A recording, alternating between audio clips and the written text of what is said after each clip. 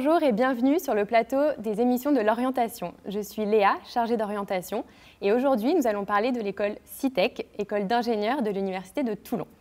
J'ai le plaisir d'accueillir 3 invités, Jean-François Chélan, directeur de l'école, Ludmila Yushchenko, directrice des études, et Johan Joliffe, responsable de l'apprentissage. Bienvenue à tous les 3. Alors pour commencer, Jean-François, est-ce que vous pourriez nous présenter l'école CITEC en quelques mots ? Oui, bien sûr. Alors, CITEC, c'est une école d'ingénieurs qui est habilitée par la CTI à délivrer le diplôme d'ingénieur. C'est une école intégrée à l'Université de Toulon. Elle existe dans sa forme actuelle depuis 2013. Elle est issue de la fusion entre l'antenne de SupMeca Toulon et l'ISI-TV, qui était l'ancienne école intégrée à l'université. CITEC accueille environ 120 étudiants en filière étudiants chaque année, mais accueille également une 50aine d'étudiants par la filière par apprentissage. CITEC est sur le campus de la Garde, donc à ce titre, elle bénéficie de toutes les infrastructures de l'université. Voilà, elle fait partie du groupe INP, j'ai oublié de le dire, et également du groupe Polyméca. Et justement, vous parliez du cadre. Dans quel cadre et dans quel environnement se place CITEC ? Alors, CITEC se situe donc géographiquement sur le campus de l'université. Donc, comme je disais tout à l'heure, elle bénéficie des infrastructures de l'université et en particulier, elle bénéficie de l'environnement recherche. D'ailleurs, dans les locaux de CITEC, on a 5 laboratoires de recherche avec lesquels on a beaucoup d'interactions, au grand bénéfice des étudiants. D'un point de vue de l'environnement, on va dire, entrepreneurial et industriel, CITEC bénéficie de nombreux partenariats avec l'environnement local, TPM, PACA, mais également dans la France entière, à travers des partenariats avec des entreprises, des grosses entreprises, des PME, des plus petites entreprises. Elle bénéficie également d'un partenariat assez fort avec l'environnement institutionnel, notamment la Marine nationale et la DGA. J'ai oublié de le dire au début, CITEC est une école qui est orientée vers la mer, donc c'est un peu naturel qu'on ait ces partenariats avec en particulier la Marine nationale. Bien sûr. Ludmila, donc une question qui revient souvent de la part des étudiants, futurs étudiants, c'est quelles sont les voies d'accès pour intégrer CITEC ? Donc notre école, elle offre plusieurs voies d'accès, mais principalement sous statut étudiant. Donc on recrute après le concours commun de groupe ENP, après les prépas, après les classes prépa. La deuxième voie d'accès, classique on va dire, c'est après les 2 ans de licence renforcée de l'Université de Toulon, et également on bénéficie, après le partenariat avec le réseau Polyméca, les licences renforcées de Poitiers. Et également on recrute sous dossier. D'accord. Voilà. Du coup, si je comprends bien, l'école n'est pas sur Parcoursup ? Non. Non, parce qu'on recrute après le Bac+2. D'accord. Minimum. Et est-ce que pour des lycéens qui envisagent d'intégrer CITEC après une prépa ou d'autres voies d'accès, il faut quand même préparer cette entrée en conservant certaines spécialités pour le baccalauréat notamment ? Tout à fait, avec les nouvelles changements de baccalauréat. Donc ce qui est nécessaire, c'est garder en spécialité les mathématiques jusqu'au bout, en première spécialité. En deuxième spécialité, à choisir en fonction du goût, physique-chimie ou sciences numériques ou sciences de l'ingénieur. Et prendre en plus complémentaire les maths complémentaires. D'accord. Voilà. Donc les mathématiques sont très importantes. Oui. C'est un outil qui permet par la suite travailler dans les plusieurs domaines d'application. C'est un outil. Et quel est le montant des frais d'inscription pour intégrer l'école ? Notre école est publique. Donc le montant s'élève à 601 € cette année. D'accord. Et en quoi consistent les études à CITEC ? Les études à CITEC, la formation est généraliste. Donc la première année, c'est un tronc commun qui prépare nos élèves au choix des parcours et à l'affinement de côté professionnel du choix pour les élèves. Donc ce tronc commun, il contient dedans les sciences dures, les outils pour le futur ingénieur, les sciences humaines dans lesquelles on va retrouver les finances, les langues, etc. Et le côté pratique, le projet plus le stage. Stage de première année, ce qu'il faut remarquer, qui est première, deuxième et troisième année, la partie de ce côté pratique va prendre une grande augmentation. Le stage de première année s'élève à 5 semaines. Le stage de deuxième année, entre 12 et 16 semaines. Et le stage de troisième année, c'est pratiquement semestre entier, 6 mois.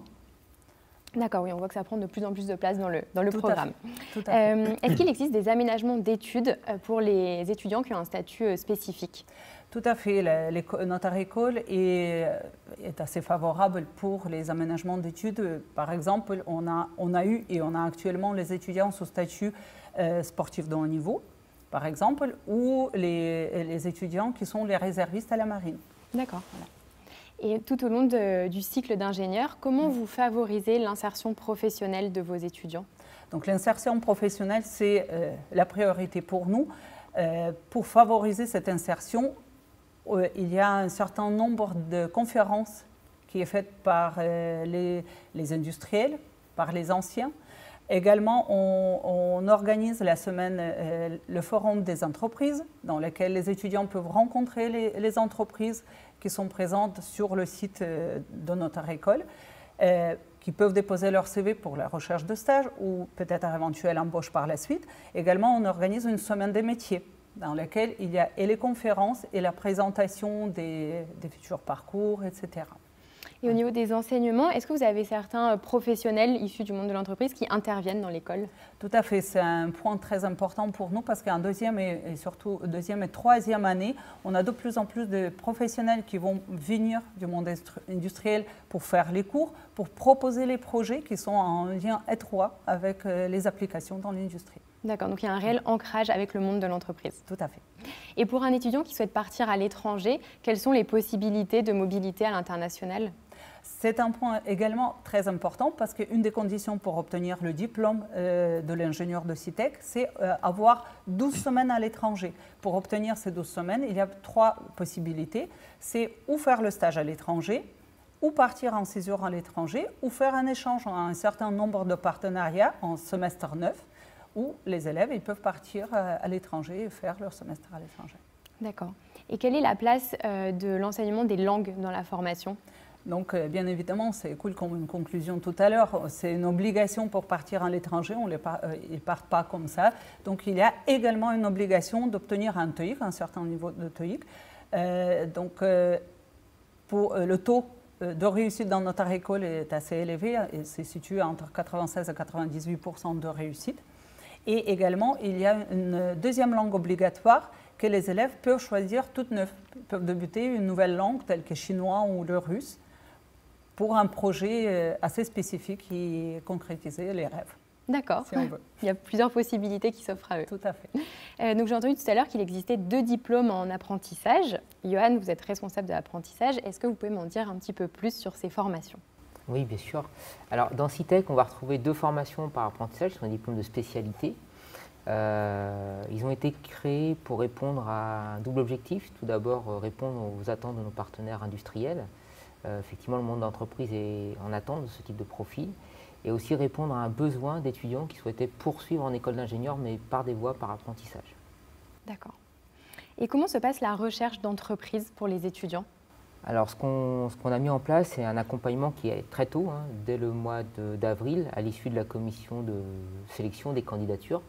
On va organiser un forum dans les locaux de l'école où les partenaires entreprises vont venir, vont rencontrer les étudiants qui ont été présélectionnés, vont présenter leur CV, lettre de motivation, ce sera une prise de contact.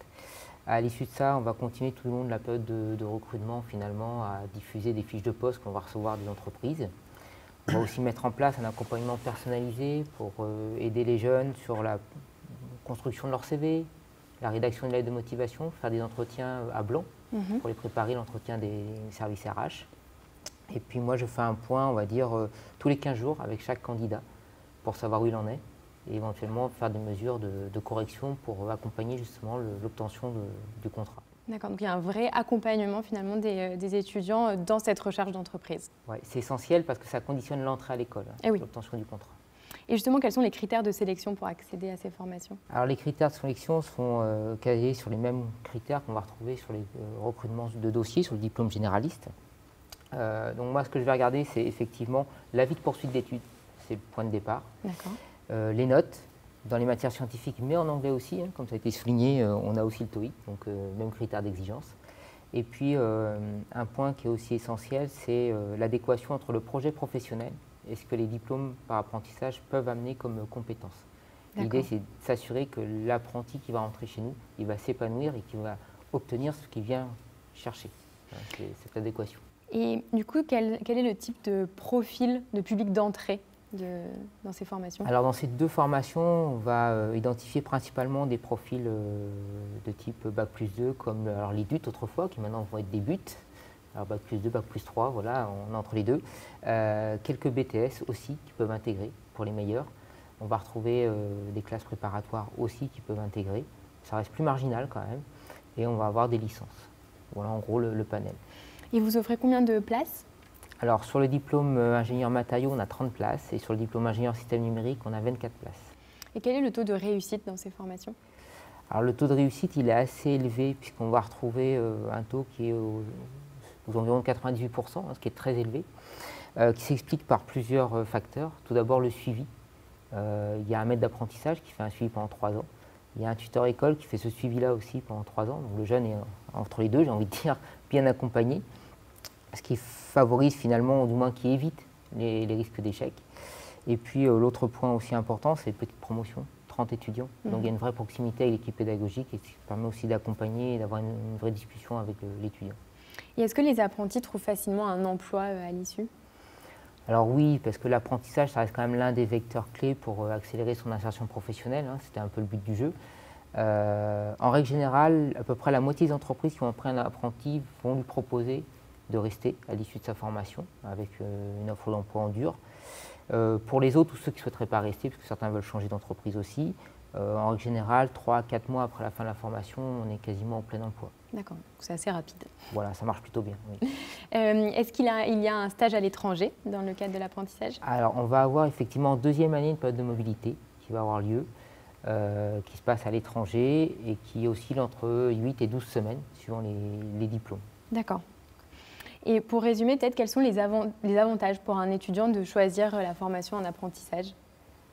Alors, je dirais que l'apprentissage aujourd'hui, c'est vraiment bien identifié comme étant un atout à l'issue de sa formation. J'attirais l'attention sur le fait que l'apprentissage, c'est peut-être aussi un peu plus difficile parce qu'on est salarié et en même temps, on est étudiant. Donc, nous, on a les mêmes exigences. Côté école, l'entreprise voit un collaborateur très vite. Mais les atouts, ça va être effectivement de pouvoir mettre en application ce qu'il voit à l'école en entreprise, d'avoir une vraie expérience professionnelle avec une expérience terrain lorsqu'il est en entreprise, de pouvoir aussi s'assumer financièrement puisqu'il est salarié, donc on commence à percevoir un salaire et derrière récupérer une certaine maturité. Je pense que l'atout numéro 1, c'est quand même le vecteur d'intégration dans l'entreprise. C'est-à-dire qu'on voit bien qu'ils ont une maturité quand même supérieure à l'étudiant qui n'est pas par apprentissage malgré les stages, parce que cette immersion de 3 années qui est très très longue, finalement le place dans un rôle de collaborateur dans l'entreprise et pas de stagiaire. Alors ça fait une parfaite transition avec la question suivante. En parlant d'insertion professionnelle, Jean-François, quels sont les types de métiers exercés par les étudiants qui sortent de CITEC? Alors l'ingénieur CITEC type va assurer des missions d'ingénierie évidemment, plutôt en recherche et développement, en bureau d'études, quelquefois en méthode et process ou un peu plus rarement en production. C'est un ingénieur technique, orienté vers la technique.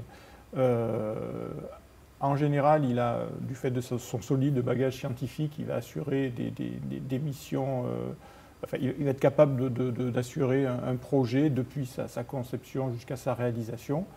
La plupart du temps, au cours de leur carrière, les ingénieurs CITEC vont évidemment évoluer.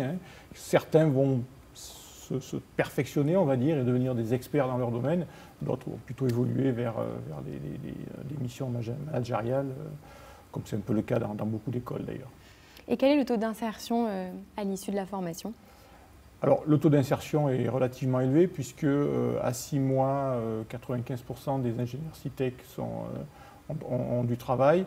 Et sur ces 95%, il y en a 72% de mémoire sur les chiffres 2019 qui sont en CDI. D'accord. Et quel est le salaire moyen pour un ingénieur qui débute? Alors, le salaire moyen des ingénieurs CITEC se situe à 35 000 € brut annuel, Alors, il y a quelques dispersions en fonction de si c'est un statut étudiant ou un statut apprenti. Comme le disait Johan, les ingénieurs par apprentissage ont en fait 3 ans d'ancienneté au moment où ils se retrouvent sur le marché du travail à la fin de leurs études. Donc de ce fait, ils sont un peu mieux payés que les ingénieurs statut étudiant. Mais au cours de leur carrière, ça s'estompe, cette différence s'estompe assez rapidement. On ne peut plus les distinguer après quelques années. D'accord. Et bon, un sujet dont on n'a pas encore parlé, mais qui est très important, Ludmila, est-ce que vous pourriez nous expliquer comment se passe la vie étudiante à CITEC? Donc la vie étudiante est assez riche, la vie étudiante, la vie associative, parce que donc, je ne décrirai pas toutes les associations, donc j'invite à regarder les réseaux des associations de CITEC, mais il y a 3 principaux, donc bureau des élèves, bureau des sports et bureau des arts. Donc chacun des bureaux va organiser une fois par an week-end d'intégration, week-end des sports ou week-end des arts. Oui, par exemple, pour week-end des arts, ils vont aller faire un déplacement artistique. Le bureau des sports va organiser des concours au sein de groupes INP, où il y a rassemblement de toutes les écoles. Et le week-end d'intégration qui est dédié à intégrer les nouveaux venus qui ne connaissent rien. Et donc, comme ça, il y a le parrainage entre les élèves, donc il y a entraide. Donc, c'est très riche et nos élèves qui sont à l'écoute des plus petits. D'accord, donc il y a une vraie vie étudiante à CITEC. Ça vaut. Tout à fait. Jean-François, avant de clôturer cette émission, auriez-vous un dernier mot pour les étudiants ? Les futurs étudiants. Les futurs étudiants, oui. Écoutez, oui, moi j'ai envie de dire aux futurs bacheliers qui envisagent une école d'ingénieur après des prépas ou après un DUT, ou à ceux qui sortent de prépa ou qui se posent la question de savoir quel type d'école d'ingénieur ils pourraient intégrer, ben, je leur conseille s'ils ont envie d'intégrer une école à taille humaine, avec une ambiance, une vie étudiante très active, mais également pour acquérir une solide formation avec une intégration assez rapide, de venir à CITEC. Parce que CITEC, c'est une école à vivre. Merci beaucoup, merci à tous les 3 pour votre participation. Si vous souhaitez échanger avec des anciens étudiants de CITEC, vous pouvez retrouver l'école sur les réseaux sociaux. Pour en savoir plus sur les autres formations de l'Université de Toulon et même sur la vie étudiante, n'hésitez pas à vous connecter sur le site de la JPO, Journée Portes Ouvertes. Toutes les vidéos sur les autres formations y sont disponibles. Merci d'avoir suivi cette émission et à bientôt.